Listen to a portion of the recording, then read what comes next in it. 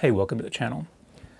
I'm going to try something a bit different and do a list style video to prevent me from white mansplaining for 45 minutes on a topic I'm barely qualified to talk about and just kind of keep me on track.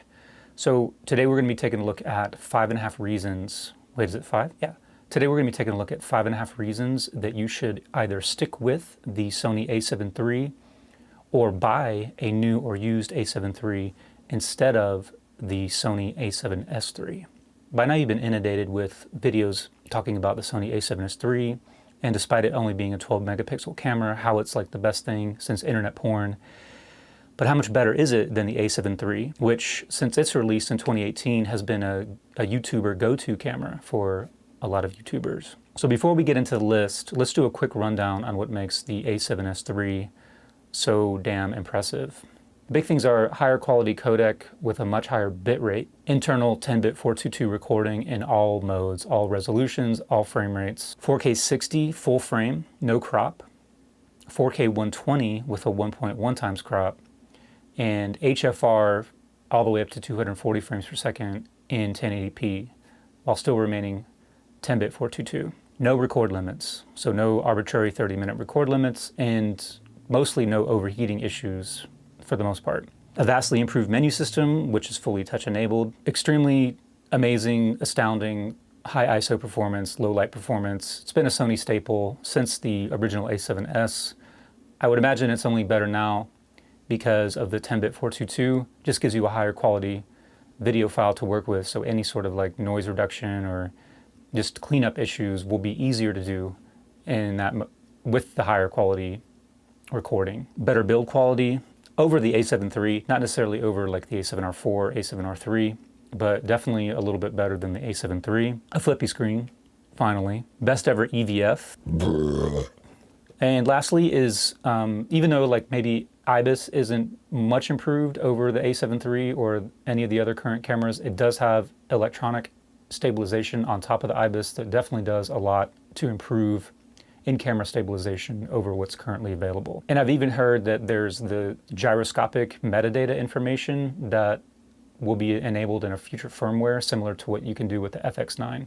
But I'm not quite sure if that's reality or something I made up. And now that there's finally a successor to the legendary a7S II, should you go for it or should you just stick with the Sony a7 III? Either the one you currently have, or might you just go ahead and buy an a7 III now, whether new or used. Yeah, I need to change my eye line. Okay, we're starting over. Here are 5.5 reasons in no particular order you should go with the a7 III over the Sony a7S III. Are you really going to try to talk people into buying an a7 III over an a7S III? Are you me? I'm future you. I've been extremely successful since buying the a7S III a few years ago. I'm DPing 3 shows on Netflix. We're wearing the same clothes. And you haven't shaved or gotten hair. Are we still in quarantine? And you've got a beer. How far do you expect me to go to sell this bit? Just go with it. I mean, I've really had that much success with the a7S III. Yeah. It's the most amazing hybrid mirrorless camera ever. Well, at least until Canon did the firmware update for the R5. But let's focus on Sony. Well, that's great. Should I just go ahead and put in my pre-order now? Don't you want to finish the video? I mean, the a7S III is not going to be released for another month or two. And what else are you going to do in the meantime? I guess, well, I mean, I could just go play Witcher 3. I don't know. I mean, we already do have these cameras set up. Hey, where'd you go?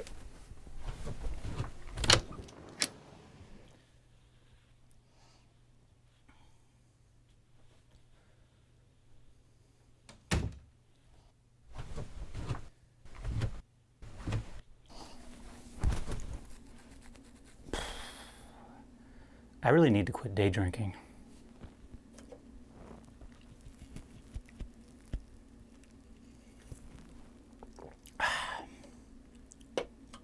Like I was saying, here are the 5.5 reasons in no particular order you might want to stick with the a7 III over the a7S III.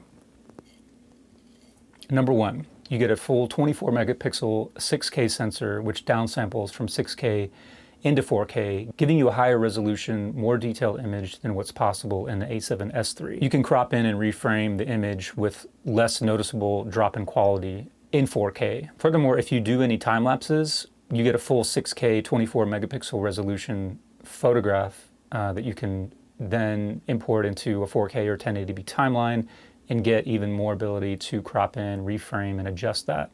Another huge advantage of the 6K sensor over the a7S III is the Super 35 mode. In the a7 III with Super 35, you still get a full 4K downsample of the sensor, as opposed to the a7S III, which only operates in Super 35 mode in 1080p resolution, because in 4K there's just not enough resolution left over to crop in and still give you a full 4K image. Cheaper media, so you don't need full V90 UHS-2 class cards with the a7 III. You can get away with any UHS-2 card down to a V30, or even like the older cards that don't even have the V ratings on them. You can even go with a UHS-1 card and record video in pretty much all modes in the a7 III.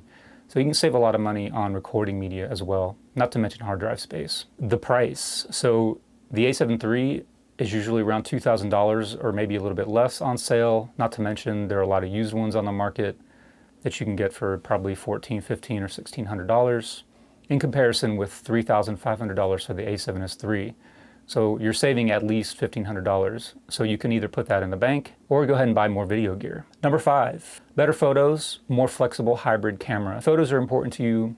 24 megapixels is definitely going to be an improvement in terms of sharpness and detail over the 12 megapixel a7S III, not to mention the ability to crop in and reframe without losing any quality. So the a7 III could be a better value or a better option in terms of, being a hybrid camera. So bonus half reason, wait for the a7 IV. So there's been some speculation that the a7 IV, whenever that might come about, is going to retain maybe a 6K 24 megapixel sensor like the a7 III, but get a nice bump in codecs and bit rates and like the 10-bit 422 in some shooting modes like the a7S III.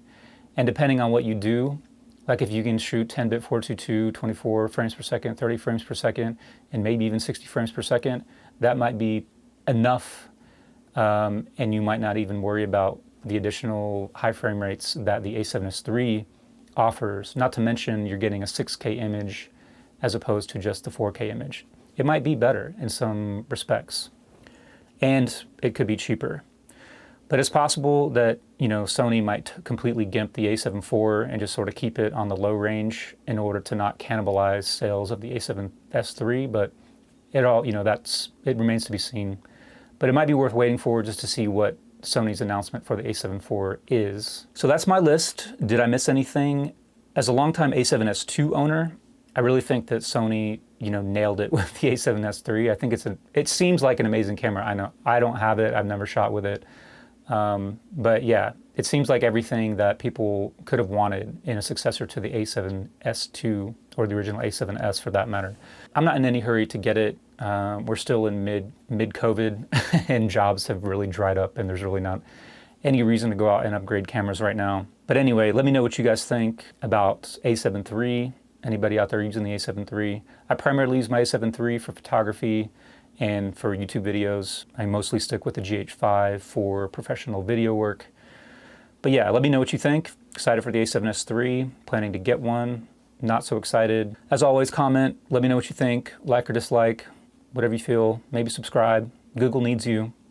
Become one with the algorithm. Thanks for watching.